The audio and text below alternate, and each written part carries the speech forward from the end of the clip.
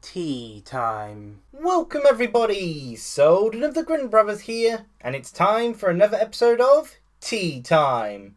Now then, a quick warning, because it's the summer and there's a heat wave going on, there's a lot of flies everywhere, so you may at some point hear a fly buzzing about this room. I think I've only got one in this room. Meanwhile, my actual bedroom is swarmed by flies, but that could be because my walls are orange, that could be because the cat litter smells.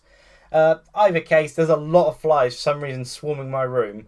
But the game room, no, just one fly buzzing about somewhere. I think it may have left, it may have just decided to settle down for a bit. But so long as it doesn't literally buzz right in front of the snowball here, it shouldn't pick up any sort of fly buzzing about. So long as the fly doesn't go near my tea, then you'll hear it. In any case, for today's tea, I have one I've been meaning to try out for quite a while. I bought it a while back, as in at least 2 months ago. But honestly, I haven't had that many new teas on this tea time. There have been a lot of teas I've tried out before, or I've been busy with the E3 stuff. But this is a tea I've never had before. It is called 1886 Blend from Whittards. It's a black tea, 3 to 5 minute brew time recommendation. And for its information here, we've got a rich and malty black tea, so malty like a Sam, that draws inspiration from blends created by Walter Whittard in 1886. So this tea wasn't actually made in 1886, but it's drawing inspiration from a lot of the teas that Walter Whittard discovered and made himself in 1886. So a lot of the sort of founder of Whittards of Chelsea has gone into this sort of tea, but obviously not himself. Well, not him himself, obviously, because that'd be a bit weird, them, putting a guy in a tea. I mean, they could have done, maybe. In any case, then, for today's tea time, this topic kind of runs along one of the previous ones I've covered. I'm not going to say the last one because, for all I know, I'll have like a tea time interrupting them, like I don't know, a Nintendo Direct, or I'll actually get around to watching some of the Evo footage and comment on that. So I have no idea if this will be following on directly from the tea time that is related to it, but today's tea time is called Pure Physical Power because alliteration is awesome. Pure Physical Power, just to sum up what this tea time is about, is basically my love of physical copies of games and why I prefer having the physical copies of games, and more importantly, why I choose to primarily stick with just the physical copies of games, despite how this in turn limits my game choices. But that in turn ties into something I've brought up before, particularly with this year where I've established my 12 games only per year limitation, which has been going too well, honestly, this year, because every game I've kind of wanted has been getting delayed. So, funny that.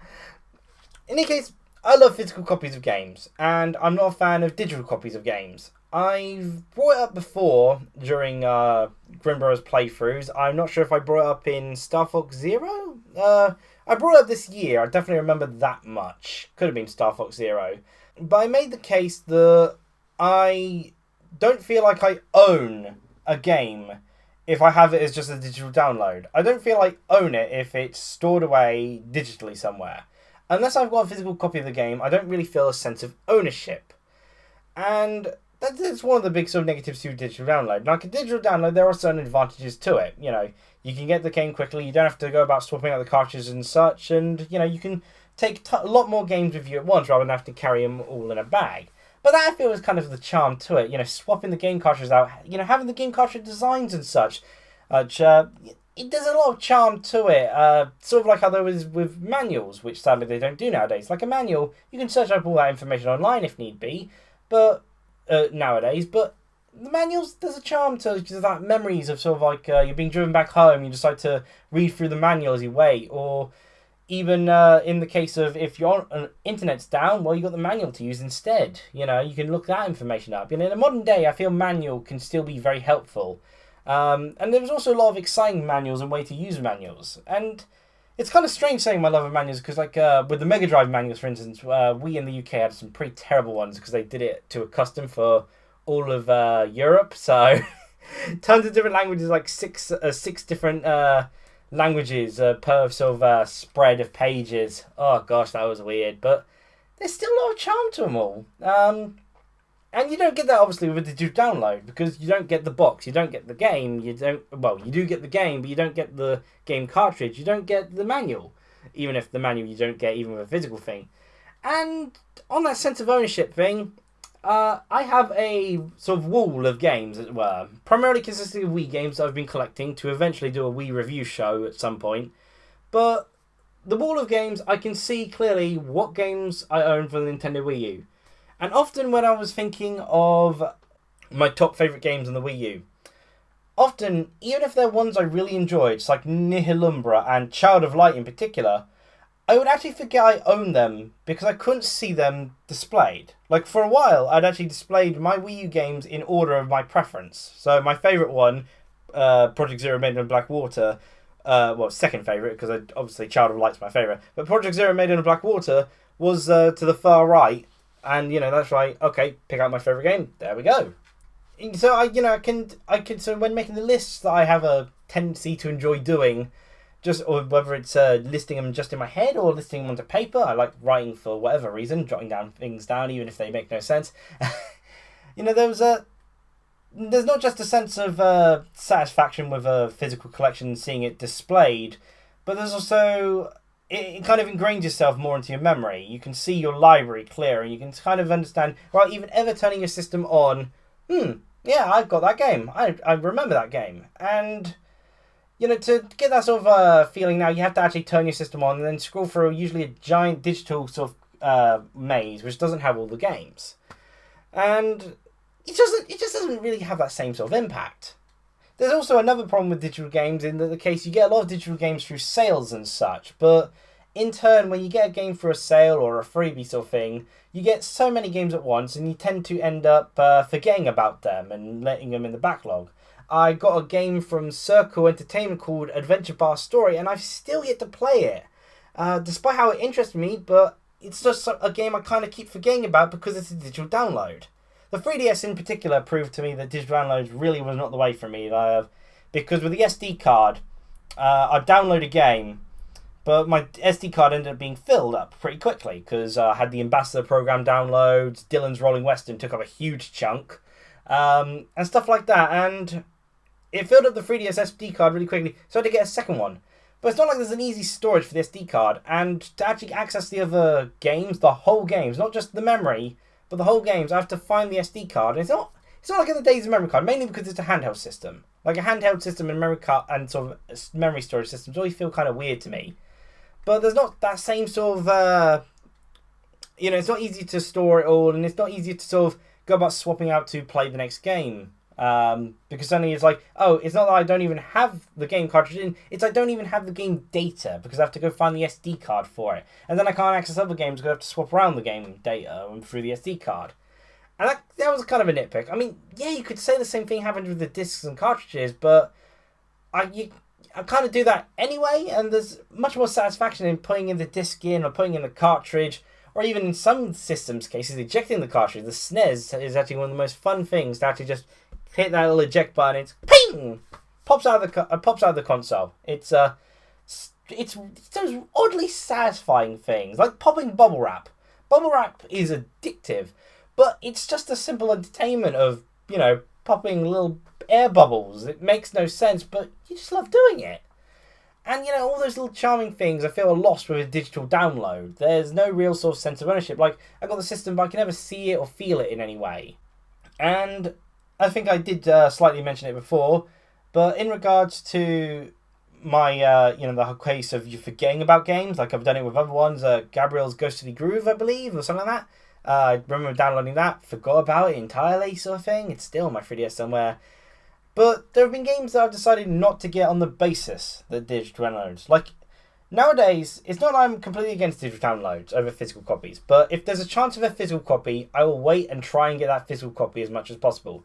For instance, I was interested in hearing about Hollow Knight. I was interested in Hollow Knight.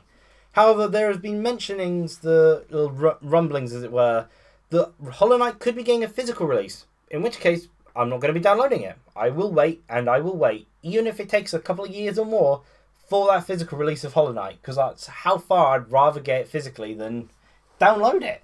I mean, there are, of course, cases where it's like systems. For instance, Child of Light did have a physical copy, but said physical copy was on the PS Vita. So Child of Light I ended up downloading on the Wii U, which I feel was the best system designed for it. Although the PS Vita also has a touchscreen, so it kind of works as well. But the Wii U, I feel, with thanks to the stylus, is kind of the, better system to play Child of Light on. And on that note, yeah, sometimes I will download a game, even if there is no physical copy. I'm not so completely stingent against it that I'll never consider a digital download. And in fact, some of my favourite games have come through digital download. Child of Light is one of, at least easily, in my top 20 favourite video games of all time. I love that game. Ori and the Blind Forest is an absolutely amazing game. And although I'm annoyed that I did end up getting it digitally, Sunset Overdrive, which I thought was physical with the Xbox One, but now it was digital, absolutely amazing game. That's also digital sort of thing. And I've really loved playing through the games, despite their digital nature. I mean, Sunset Overdrive had a physical copy, so that kind of annoys me more. I would have obviously gone with the physical copy if I could have. But, I ended up not, because the Xbox One bundle I bought the Sunset Overdrive Crystal White Xbox One bundle, and I thought it was a physical copy, but no, it was a digital download. That was kind of irritating. I really enjoyed those games despite their digital nature, but if I could have gone physically, they could have been 10 or 20 quid more, and I would have easily gone for them over a digital download. Yeah, I'd be willing to pay even 20 quid more for a game if I could get it physically. Doesn't even need the manual. I mean, I wish it would have the manual, but it doesn't even have the manual. Have a nice little box, have the cartridge or disc, and just give it me physically, and I would pay an extra 20 quid for it over a digital download. I want to be able to display it, not just for collection purposes, but for memory purposes. I can remember it more. Sometimes I don't even need to, I'm just trying to decide a game, and it's just nice to browse through them all before you decide on the one game you're actually going to play for the day. Or if you don't have enough time to actually play for a game, you're just think, what should I play this weekend? It's nice to not have to worry about turning on a system. Particularly in this summer, the systems are actually overheating because of the heat wave that we're having, and I try to not open this window, usually. Well, usually because I forget, but also because this window in the game room is really hard to close for some reason. It's just nice to be able to sort of plan out, what do I want to play? And it's easier to do when you've got a physical collection. But as said, I've sometimes forgotten about these games, and sometimes I've decided not to purchase these games because they have no physical copy, or because their physical copy is mentioned as a potential possibility in the future. And that in turn limits my game choices, which is great. Because of course, as I've been having a problem with in this recent years, my backlog has grown massive. And part of the problem with that is digital downloads, as well as a lot of the special offers they do. I've got too many games I forget about because I can't see them clearly, and they're just flooding me with games, as it were. So in order to think, okay, I need to pick between these games that interest me. What's a good way of cutting back the list and making it a lot smaller? Okay, digital downloads off first. Unless it really appeals to me, unless it really grabs my interest, such as a Dragon March for Death, which I'm really looking forward to, then if it's a digital download, I'll consider that as a less priority compared to other physical releasing games. And I'll be considering those physical releasing games first and foremost. I'll go through sort of like, okay, do I have any games to play on my Nintendo Switch? I do. Do I have any games I need to play on, I can play on my Xbox One, sort of thing. So I sort of spread my time out on the consoles, because you never know when someone want to use the Nintendo Switch dock to play on the TV, or when someone want to, play on the Xbox One, or use up the TV for other means and measures and all that. And having games across the systems helps, and that's just another factor. I mean, that's a little bit off topic, but putting lower priority as digital download only games is handy like that. Furthermore, games now download stuff to your system anyway through DLC and updates, and not all the data is held on the cartridge or disc. As such, not downloading games means I've got more and more room and on my systems, and less time having to worry about, I need to get another external hard drive and all that. My Wii U, for instance, I've still yet to be able to find an external hard drive, because it's not easy to just, I've tried looking up, but doesn't really appear that clearly. I got an external hard drive before the Wii U, and it didn't work at all. It's actually working perfectly fine for my Xbox One now, but and I've got games on my Wii U which I've still yet to play. I've got Game & Warrior and Darksiders, but because of digital downloads taking up quite a bit of space, as well as the updates and such, I've got no more room.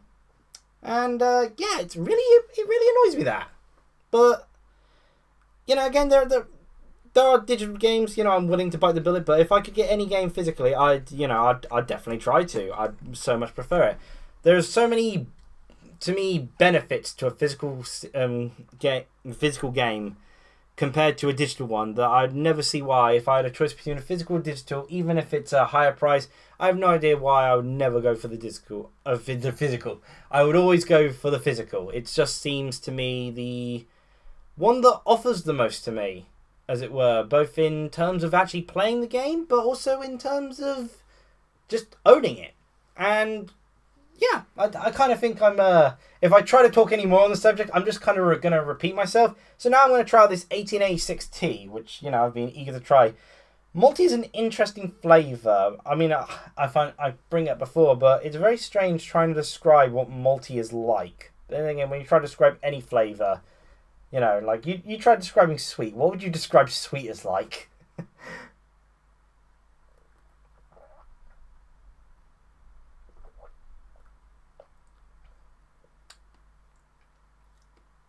It's with milk, by the way. I forgot to mention that. With milk.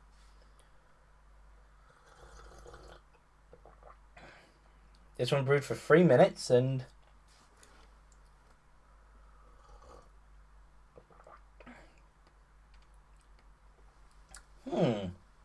So, interesting. I think Assam tea tends to sit there as an aftertaste. This tea, I'm not a huge fan of the aftertaste, but... it's got a really good black tea first. Like, the first initial taste, pretty good. Traveling the tongue, pretty nice. So particularly in the centre of the tongue's got a lot of nice flavour on it. I don't like it as it touches the side of my tongues, though. The side of my tongues have travelled... Not like it's a kind of a... It's supposed to be malty, but it tastes a little bit tangy, as it were, for the aftertaste. There's kind of a certain way you're supposed to... I feel there's a certain way you're supposed to sip it. You're not... Don't let it touch underneath your tongue. In fact, don't let it touch your bottom lip. In general. I know that's weird advice. Instructing on how to drink a tea. But this one, I really feel... it's a lot better as it travels along to the top of your tongue. The top of your tongue gets so much of the goodness out of this tea. But from the sides and the aftertaste, not as big a fan. It's not bad, per se.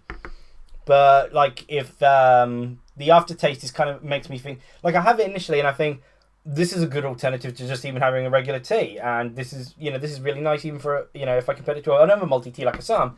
But the aftertaste is too much of a tang, a twinge to it, as it were. It's not as nice as a settling of sort of aftertaste, or rather a side and bottom tongue area taste, as, say, Assam tea, which is my only other comparison for a multi-tea. I've probably had other multi-tea, but Assam's just the one that comes to mind. But, yeah, really nice. It's interesting, the way it differs, depending on where it hits your tongue. But, yeah, wow, I think that's the longest I've talked about tea in a while. But, yeah, like I said, if I try to talk more about pure physical power, I'm just going to repeat myself. Even that line was me repeating myself. So at this point, I'm just going to end the video and just ask you, what do you think? What are your thoughts on physical games and physical game collections? Do you prefer physical games over digital downloads?